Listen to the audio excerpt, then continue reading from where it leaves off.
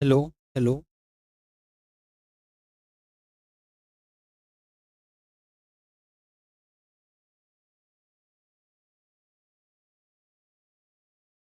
Hello friends, again आप सभी का मोस्ट वेलकम। और जैसा कि आप सभी जानते हैं, हमारी जो मैथमेटिक्स की जो एचपीएससी की है वो वैकेंसी आ चुकी है। इसका आप सभी को इंतजार है। और अगर वैकेंसी की सीट की अगर बात करें, आपने 163 है जो कि एक अच्छा आंकड़ा है। क्लियर। तो अब जो है हम डिस्कस करने वाले हैं कि आपको कैसे तैयारी करनी है, कैसे आपको आगे बढ़ना है। और देखिए फ्रेंड, जैसा कि मैंने पहले भी कहा था, 2019 के बाद ये अब वैकेंसी आई है। तो यदि आपका नेट हो गया है तो मैं आपको सजेस्ट करूंगा, आपकी तैयारी है तब भी और आपकी तैयारी नहीं है तब भी आपको इस एग्ज़ाम का जो फॉर्म है वो फिल करना है और एग्ज़ाम को आपको दे के आना है। क्योंकि क्या है, देखिए, ओवरऑल जो आपका मोटो है, जो आप एमएससी कर चुके हैं, नेट कर चुके हैं या पीएचडी कर रहे हैं, आपका मेन एम तो क्या है, असिस्टेंट प्रोफेसर बनना ही है। और ये वैकेंसी निकली है अब, तो इसका आपको फ़ायदा उठाना है, तैयारी करनी है और मेहनत करनी है, ताकि आप जो है इस एग्ज़ाम को क्रैक कर जाओ। अगर एग्ज़ाम के लेवल की अगर बात करें, तो नेट का जो लेवल है वो हमारा हाई रहता है, जबकि एचपीएससी का जो ये लेवल है ये इतना हाई नहीं होता। इसके अंदर सिंपल क्वेश्चन रहेंगे, वहाँ पे लेवल हाई होता है। इसलिए अगर आपका ये थिंकिंग है कि सर मैंने नेट किया हुआ है, मेरा जाएगा, तो ऐसा सोच के नहीं चल। अच्छे से तैयारी करनी है, और अच्छे से तैयारी करोगे तो यकीन मानिएगा आप एग्जाम को क्रैक कर जाओगे। ये जो एग्जाम रहेगा, यहाँ पे तीन बातों का हम विशेष ध्यान देंगे। सबसे पहली बात, बेसिक बातें पता होनी चाहिए, यानी कि डेफिनेशन पता होनी चाहिए। दूसरा, एग्जाम ओरिएंटेशन होना चाहिए, जिस वे में एग्जाम में क्वेश्चन पुटअप किया जाता है उसी वे में तैयारी कर, कि जिस लेवल के क्वेश्चन वहां पुटअप किए जाएंगे उसी लेवल की हम प्रैक्टिस करेंगे। और तीसरा, मोस्ट इंपोर्टेंट, टेस्ट पे फोकस। क्या करेंगे? टेस्ट पे फोकस। क्योंकि माध्यम है जो आपके रैंक को या आपके नंबर को इंक्रीज कर सकता है। अदरवाइज ये रहेगा, आपको आता सब कुछ है, लेकिन आप एग्जाम में ये कहोगे ये बेसिक चीजें तो मैंने स्टडी ही नहीं किया था, ये मैंने पढ़ा ही। तो इन चीजों को बिल्कुल अच्छे से करेंगे, और यकीन मानिएगा, अगर आप अच्छे से तैयारी करते हो तो आप इस एग्जाम को अच्छे से क्वालिफाई कर जाओगे। अगर मैं बात करूँ 2019 की, तो 2019 के अंदर मेरे पास 7 स्टूडेंट थे, जिसमें से 6 स्टूडेंट जो है एग्जाम को क्रैक कर गए। और अब भी मेरा टारगेट यही है कि मैं आपको 100% रिजल्ट दूं, लेकिन वो सिर्फ तभी पॉसिबल है जब मेरे साथ साथ आप भी हार्ड वर्क। देखिए, तो सबसे एम और इम्पोर्टेंट बात ये कहूंगा, अब सिर्फ और सिर्फ एक ही फोकस होना चाहिए, हार्ड वर्क। मेहनत करोगे, और ये मत देखिए कि क्या चला हुआ क्या नहीं, जी जान लगा के हार्डवर्क कीजिए। 3-4 महीने अच्छे से हार्डवर्क कर लीजिए, यकीन मानिएगा इस एग्जाम को क्रैक कर। क्लियर। हमारा टारगेट यही है कि मैथमेटिक्स का जो लेवल है उसको इंक्रीज करना। और मैथमेटिक्स का लेवल कैसे इंक्रीज होगा? जब और ज्यादा मैथमेटिक्स के प्रोफेसर बन के तैयार हो। इसलिए क्या है, हम सभी इसके अंदर शामिल होते हैं और कोशिश करते हैं एक अच्छे से तैयारी करें, ताकि आने वाला ये जो आपका एग्जाम है आप इसको क्रैक कर। क्लियर। और इसकी फीस भी हमने बिल्कुल ना के बराबर हमने इसमें फीस रखी है, ताकि वो सभी स्टूडेंट जो इस स्टेट में है या अदर स्टेट में है वो भी इस एग्जाम को कर पाए और इसकी तैयारी कर पाए। इसकी जो फी है, हमने सिर्फ और सिर्फ ओनली 3000 रखी है, जो कि अपने आप में नेट की अपेक्षा वेरी स्मॉल अमाउंट। और ये हमने इसलिए रखी है ताकि वो स्टूडेंट जो बैकअप ना होने की वजह से या बैकग्राउंड अच्छा ना होने की वजह से अगर वो रह जाते हैं, तो वो ना रहे, वो सभी की तैयारी करे, हार्डवर्क करे।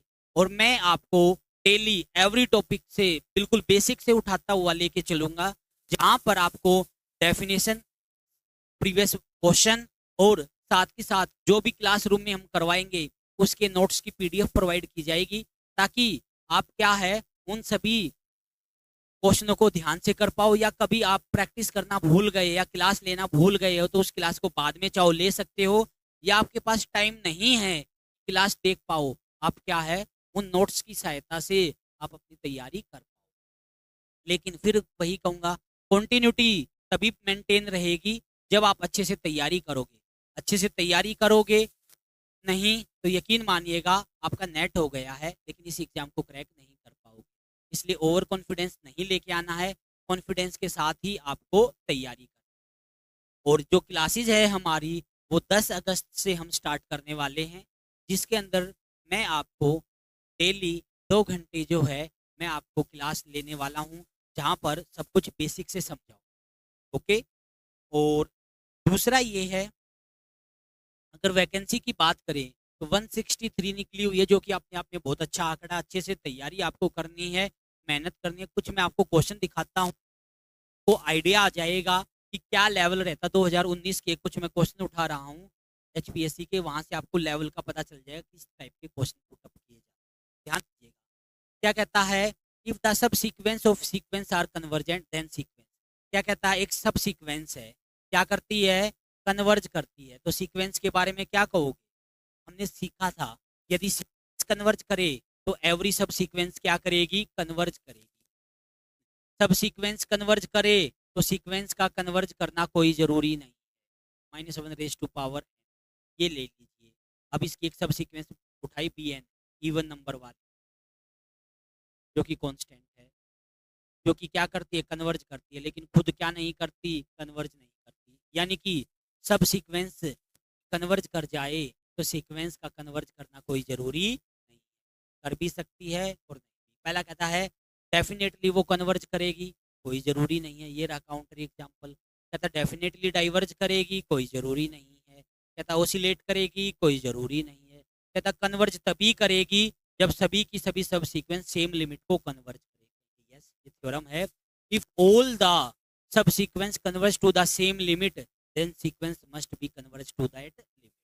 अगर सभी की सभी सब सीक्वेंस सेम लिमिट को कन्वर्ज करती है तो सीक्वेंस भी उसको कन्वर्ज कर जाएगी। यानी फोर्थ ऑप्शन इसका सही।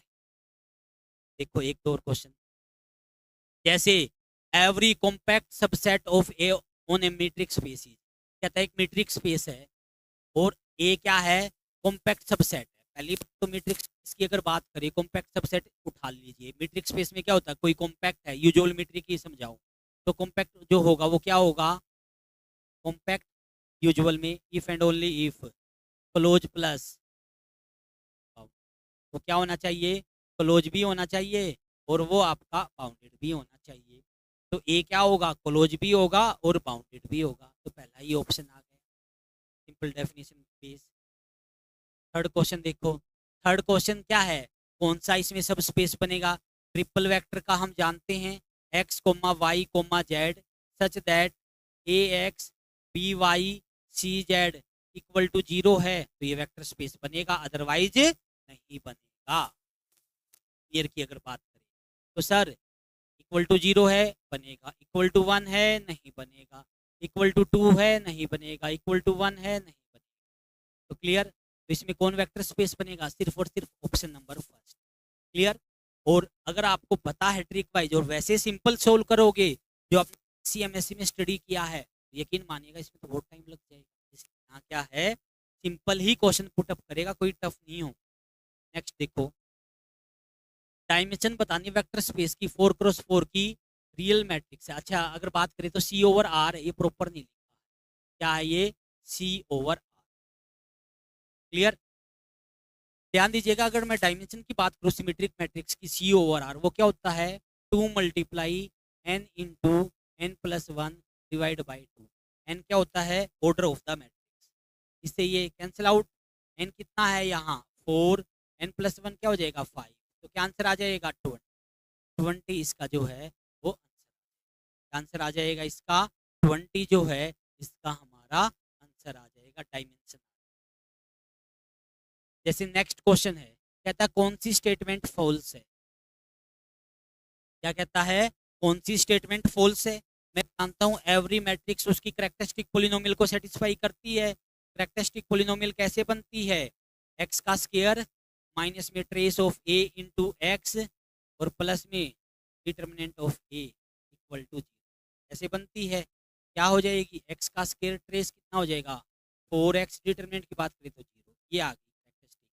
ए इसको क्या करेगा, सेटिस्फाई, मतलब ए का स्क्वायर -4a करेंगे तो क्या आना चाहिए? क्लियर? ये ऑप्शन तो ठीक है। सर ए से फिर मल्टीप्लाई करो, ये ए का क्यूब, ये ए का स्क्वायर इक्वल टू 0। सर ये ऑप्शन भी ठीक है। सर 3 पावर से मल्टीप्लाई कर दो, ये आ जाएगा ए की पावर 6 और वो 4 ए की पावर 5, वो क्या आएगा? 0। सर ये भी ठीक है। तो रॉन्ग ऑप्शन कौन सा है? फोर्थ ऑप्शन सर इसका रॉन्ग। क्या कह देंगे?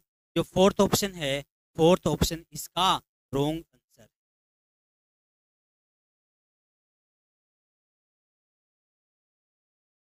क्लियर? ये इसका क्या हो जाएगा? हमारा आंसर हो जाएगा।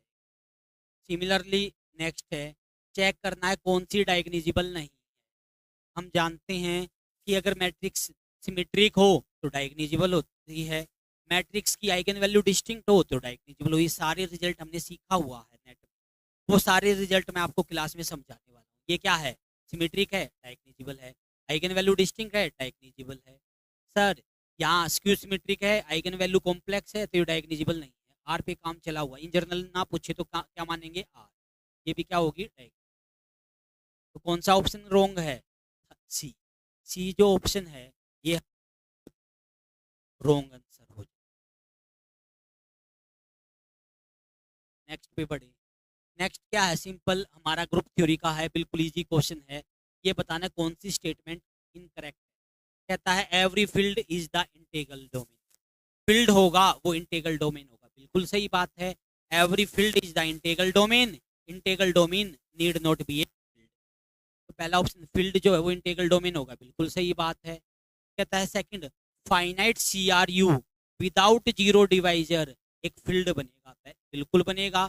थ्योरम है ये, नेट सी आर यू हो और विदाउट जीरो डिवाइजर हो तो वो फील्ड बन, डिवाइजर हो वो इंटीग्रल डोमेन भी नहीं बन। तो ये सेकंड भी सही है।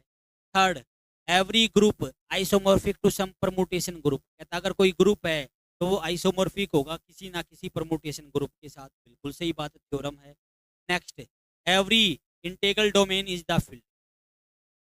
जो इंटीग्रल डोमेन होगी वो फील्ड भी होगी, तो ये कोई जरूरी नहीं है। जेड ले लीजिए, जेड क्या है? इंटीग्रल डोमेन है, लेकिन ये क्या नहीं है? फील्ड नहीं। क्लियर? यानी कि आप जैसा देख पा रहे हो लेवल कैसा है? लेवल है, लेकिन क्वेश्चन तभी अटेम्प्ट कर पाओगे यदि आपने अच्छे से प्रैक्टिस की हुई है। अगर अच्छे से प्रैक्टिस की हुई है और आपने सभी रिजल्ट को ध्यान से पढ़ा है तो आपके लिए एग्जाम बिल्कुल ईजी है। और अगर आप ओवर कॉन्फिडेंस ये सोचोगे मैंने नेट का किया हुआ मुझे तो सब कुछ आता है, तो यकीन मानिएगा रह जाओगे। इसलिए ओवर कॉन्फिडेंस नहीं करना। जैसे यहाँ आ गया सिंपल, सम बताना है आइगन वैल्यूज का। क्या बताना है? आइगन वैल्यूज का जोड़।